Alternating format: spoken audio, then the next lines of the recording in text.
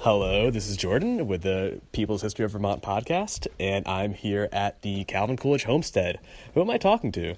Kathy Jacob. I am one of the docents here at the Coolidge Homestead. Awesome. So tell me, this is the homestead of our only Vermonter president so far. And we had Chester Arthur.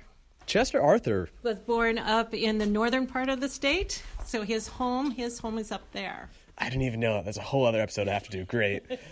So how do you think being from this small state impacted both him and his wife, Grace?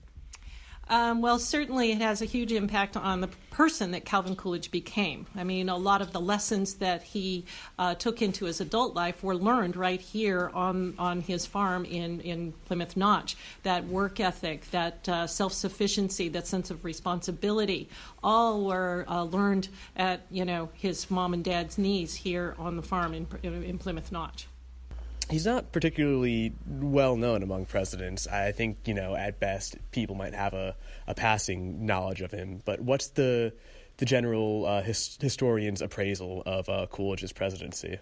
You're going to get a hot and cold answer to that one. So you have to kind of form your own opinion as you read about him. Some of the interpretation of his actions, like you would say he was a very cautious man because he really considered things before he made decisions. But then you have the backside of that where it says, oh, he wouldn't act, he wouldn't do anything. His answer, everything was silence. He didn't, perform. So you have two interpretations of the same behavior. So it's kind of hard to say whether he was considered a good president or a bad president. You're going to have people on both sides of the issue, as you do in all things. So he met his wife Grace here. What specifically here or in Vermont? No, actually, that's a fun, kind of cute little romantic story. Both are from Vermont.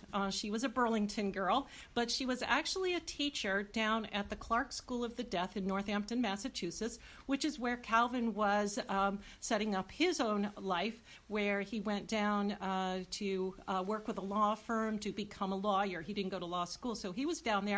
And he was in a rooming house on the second floor, actually standing near a window, shaving. He had on his union suit and a hat, and he was there shaving. And Grace Coolidge was walking by, and she happened to look up and see this strange sight of this man in this window shaving, and she giggled. She laughed. She was a very, very vivacious woman.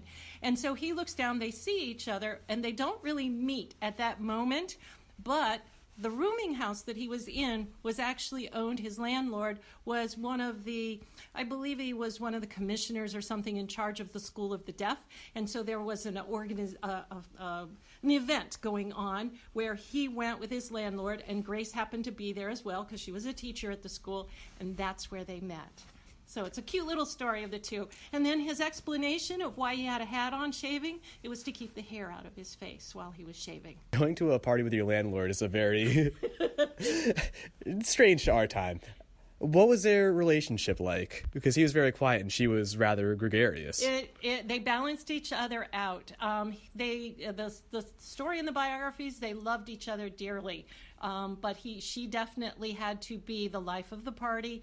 The one thing he indulged her with was her fashion. He allowed her as many clothes as she wanted. She was quite a fashion plate. And so that was the one thing that he really, led into her desires. Like that lovely jade necklace. Yes.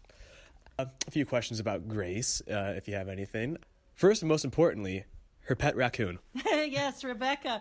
The story with that was there was I don't know if he was a politician of some kind from Tennessee, or I believe. Anyway, somebody sent him a raccoon to eat for their Thanksgiving dinner. And it was alive when it showed up at the White House, and Grace said, oh, no, this is not our Thanksgiving dinner. And so Rebecca became one of their beloved pets. They had another raccoon, Rocky. He did not behave quite as well as Rebecca, though. And she's absolutely delightful. One last question is, during and after his presidency, what was Coolidge's relation to Vermont, and how did the people Plymouth. See him. Well, Plymouth became a huge tourist spot, okay, because of of Calvin, and so kind of helped the economy around here with all of the people coming through. His was his beloved home. This is where he came to recoup after the death of his son. This is where he kind of put himself back together, refreshed himself. And so his ties to Plymouth Notch were never broken. This was always a very, very important place to him. He actually planned to do a lot of his retirement time here.